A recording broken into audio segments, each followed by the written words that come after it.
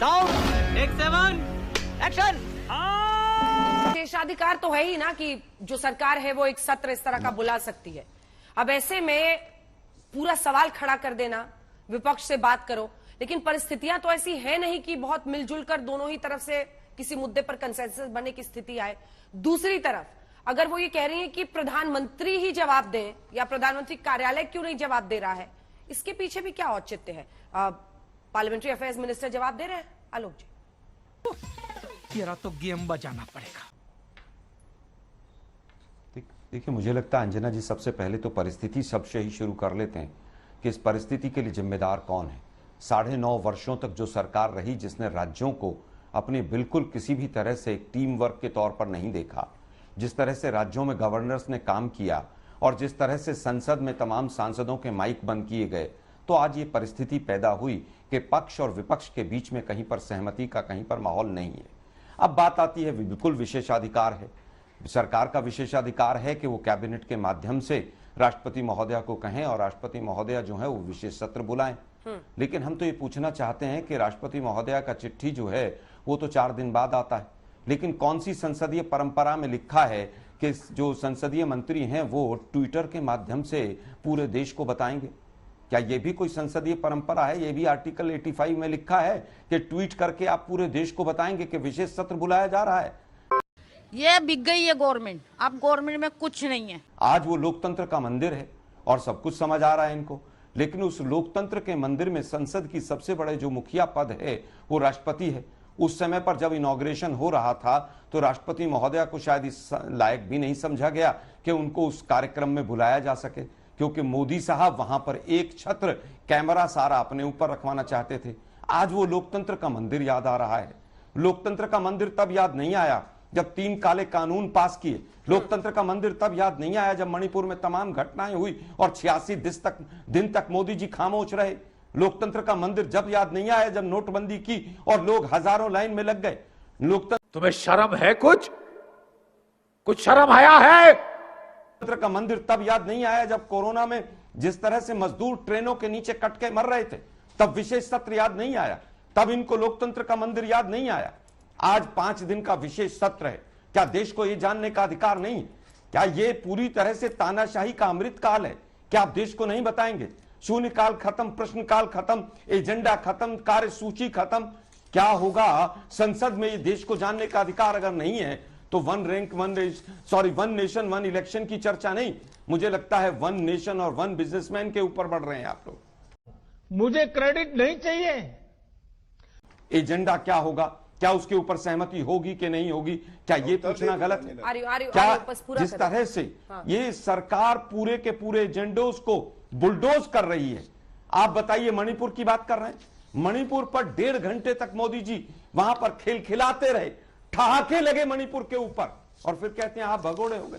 अरे भगोड़ी तो सरकार हुई मणिपुर के ऊपर, भगोड़ी ये सरकार के तमाम मंत्री हुए जो वोट मांगने तो मणिपुर जाते थे, लेकिन मणिपुर की जो 2 बच्चियों के साथ हुआ उसके ऊपर एक शब्द नहीं निकला इनके मुंह से। भगोड़ा कौन हुआ वो पूरे देश ने देखा। देश के प्रधानमंत्री ने कहा कि वहां पर शांति आ रही है, वहां आज भी शांति नहीं है। क्यों? क्योंकि सरकार के द्वारा प्रायोजित दंगे थे वहां पर मणिपुर के अंदर। तुम चुल्लू भर पानी में जाके डूब के मर जाओ।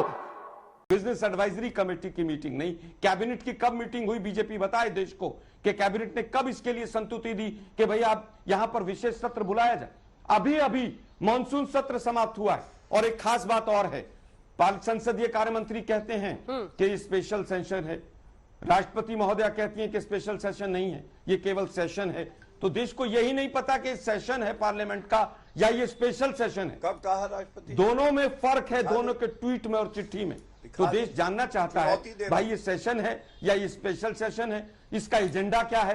क्या ऐसी आफत आ गई है? क्या चीन ने और ज्यादा जमीन कब्जा ली है कि क्या आप उसके ऊपर चर्चा करना चाहते हैं? या अडानी ने सब कुछ खरीद लिया है इस देश का? ऐसे तो नहीं होता है। बताइए ना आप कि महंगाई पर, बेरोजगारी पर क्या एजेंडा है? क्या सीक्रेसी है ऐसी आपकी? क्या आप इस सीक्रेसी को रखना चाहते हैं? देश जानना चाहता है। ये देश की संसद है, ये बीजेपी की संसद नहीं है, ये मोदी जी की संसद नहीं है। देखिए, मुझे लगता है कि मणिपुर के ऊपर अगर समय सीमा के अंदर चर्चा की बात नहीं आई होती तो पूरा संसद सत्र पानी की तरह धुल नहीं गया होता। इन लोगों की हठ रवैया था। और मैं आज अरुण जेटली साहब और सुषमा स्वराज जी का स्टेटमेंट याद दिला देना चाहता हूं कि संसद को चलाना सत्ता पक्ष का काम है। जहां तक संसदीय प्रणाली की बात है, हम प्रवक्ता लोग तो अगर कहीं पर कोई चीज गलत मुंह से भी निकल जाती है, खेद व्यक्त करने से भी हम पीछे नहीं रहते हैं। लेकिन ये बड़ी अच्छी बात कही आप। किस तरह की शब्दावलियों का इस्तेमाल हमारे तमाम लीडर्स के लिए किया गया है, ये पूरे देश ने देखा है। अब बात आती है कि समय सीमा से हटकर मणिपुर पर क्या चर्चा से ही सब कुछ होना था? क्या लगभग 3 महीने से जो तांडव वहां पर हो रहा था, तमाम मीडिया के माध्यम से जो खबरें आ रही थी, वो सरकार को नहीं पता चल रही थी कि मणिपुर में क्या हो रहा है? मणिपुर में 200 से ज्यादा हत्याएं हुई और आज भी 50 से 60 हजार लोग वहां पर किस तरह से वहां पर शरणार्थी बनकर शिविरों में रह रहे हैं, ये सरकार को नहीं पता था। इतना छोटा पहले कभी नहीं हुआ होगा। आज का विषय मणिपुर नहीं है। मणिपुर पर तो पूरे देश ने देखा कि किस तरह से इस सरकार ने खामोशी थामी थी। मैं केवल ये पूछना चाहता हूं, ये कौन सी परंपरा है जो अभी ट्विटर का खेल गौरव जी मुझसे पूछ रहे थे कि संसदीय कार्य मंत्री ट्विटर पर बता रहे हैं कि विशेष सत्र होगा। भाई विशेष सत्र होगा तो देश को क्यों अधिकार नहीं है जानने का कि क्या एजेंडा है? क्या महंगाई एजेंडा है? क्या बेरोजगारी एजेंडा है? क्या चीन की घुसपैठ एजेंडा है? क्या अडानी एजेंडा है? क्या जेपीसी बनेगी उस पर? क्या जो कम्युनल जिस तरह के राइट्स बढ़ रहे हैं, क्या उस पर किसी तरह की चर्चा होगी? देश को जानने का यह भी अधिकार नहीं है। हमारे यहाँ ऐसा ही होता है। ठीक है, देखिए अंजना जी, परेशानी ये है कि विपक्ष में जितने भी नेता हैं बहुत सीजन नेता हैं, और जो भी सरकार भारत देश में चलती है उससे अपेक्षा की जाती है कि वो संसदीय परंपराओं का निर्वहन करे। हर चीज नियम से तो नहीं चलता है, और आज तक आपने भी दिखाया कि जितने भी सदन हुए हैं एक्सेप्ट जीएसटी को छोड़ के, उन सब में संसदीय परंपराओं का निर्वहन किया गया है, विपक्ष को बताया गया है। ना बताए कोई नियम नहीं है, हम जानते भी हैं। हम ये अपेक्षा तो करते हैं कम से कम कि जो भी सरकार चल रही है वो कुछ नियम कायदे कुछ तो तरीके से अपनाएंगी। लेकिन ठीक है, मोदी सरकार से हम लोग एक्सपेक्ट भी नहीं करते हैं और हम सोचते भी नहीं। सही पकड़े हैं। और यही परेशानी है कि इस देश को हमें नीति निर्धारित राजनीति में आगे बढ़ाना है, व्यक्ति आधारित में नहीं। और अभी बहुत ज्यादा आप मुद्दों के बारे में बात कर रहे हैं। मुझे तो बड़ा आश्चर्य होता है कि भारतीय जनता पार्टी मुद्दा विहीन होगी, क्योंकि वो समझ नहीं पा रही कि इंडिया अलायंस को अटैक कैसे किया जाए। कभी यूसीसी फेंक के देखती है काम हुआ कि नहीं हुआ, तो बैकफायर करता है। कभी वन नेशन पे, वन इलेक्शन पे तो बैकफायर कर रहा है। कभी एनआरसी पे देख लो, कभी इंडिया का नाम भारत देख लो। देखिए कोशिश बहुत कर रहे हैं मोदी जी, लेकिन वो अटैक कर नहीं पा रहे हैं क्योंकि वो जान रहे हैं कि स्ट्रेटजी ऐसी है जिसका कोई उनके पास सॉल्व है नहीं। तो चलो इसी बहाने ये भी काम कर लें। क्या ये अच्छा नहीं होता कि एक नए सदन, हम कहते हैं बहुत देश की अच्छी बात है, प्रगति है, नए सदन में इतने सांसद बैठेंगे, इतने लोग हैं, नई चीजें हैं। अरे वो किसी एक व्यक्ति का पैसा तो नहीं है ना, इस देश के करोड़ों वोटर्स के, करोड़ों लोगों की पैसा है, टैक्स पेयर के पैसे से। तो विपक्ष भी जो सांसद चुन के आते हैं वो भी उत्तर प्रदेश और देश के सभी लोगों के चुने जाते हैं, कोई बाहर से नहीं चुन के आते हैं। तो उनके साथ बैठते हम एक नई सदन में जा रहे हैं, भाई आप प्रधानमंत्री आप ही बैठोगे वहां पर, ओम बिरला जी स्पीकर है आप ही बैठोगे वहां पर। लेकिन इतने अच्छे मौसम को आप उस तरीके से बना रहे हैं कि पता नहीं कौन सा सस्पेंस खोलने जा रहे हैं। मतलब ये संसदीय परंपरा तो नहीं होती है, कम से कम इस देश में नहीं होती है। हाँ, मोदी सरकार चला रही है, कुछ भी कर सकती है, हम एक्सपेक्ट नहीं करते हैं। वो अपने तरीके से अपने घमंड में चूर है, चली जा रही है, मत चलने दीजिए। You are right bro. हम विपक्ष के नाते उनको आगाह करते हैं, उनसे सवाल पूछते हैं, वो हमारा काम है और वो हम करते रहेंगे। ठीक है, अब बताइए आलोक जी, जो भी होगा देश के हित में होगा, जनता का गौरव बढ़ेगा और सरकार सत्र बुला रही है तो आपको एजेंडा भी जो सही वक्त है उस पर बता दिया जाएगा, ये सरकार की तरफ से कहा जा रहा है। मैं वही प्रश्न आशुतोष जी से जो पूछा था वो आपसे भी पूछ रही हूँ, क्या आपको री-स्ट्रैटेजाइज करने की जरूरत है सर? महंगाई, बेरोजगारी, इतने सारे मुद्दे हैं जिस पर आप लोगों को सड़कों पर निकलना चाहिए। जी चुप हो जा, सातवीं फेल, चुप हो जा। देखिए मुझे लगता है कि चीन को क्लीन चिट देना भी राष्ट्रहित में था, नोटबंदी भी राष्ट्रहित में थी, 3 काले कानून भी राष्ट्रहित में थे। इनका राष्ट्रहित ही समझ नहीं आ रहा है। देश का कचूंबर निकाल दिया महंगाई और बेरोजगारी से, और ये राष्ट्रहित की बात करते हैं, बड़ी विडंबना है। चीन को जब क्लीन चिट दी थी तब भी ये राष्ट्रहित में होगा ना। मुझे लगता है चीन के साथ कितनी बार कौन कौन प्रधानमंत्री गए हैं, उसमें सबसे ज्यादा मोदी जी गए हैं। ये तो लेटेस्ट न्यूज है। और मोदी जी ने क्या क्या किया है, ये फोटो लिखाने से मोदी जी ने जो क्लीन चिट दी है वो धुल नहीं जाएगी।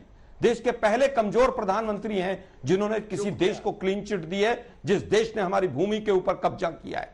ये फोटो दिखाने से प्रवक्ता मोदी जी के जो वक्तव्य हैं उनको वापस नहीं कर पाएंगे। अब बात आती है कि किस किस ने क्या क्या कहा।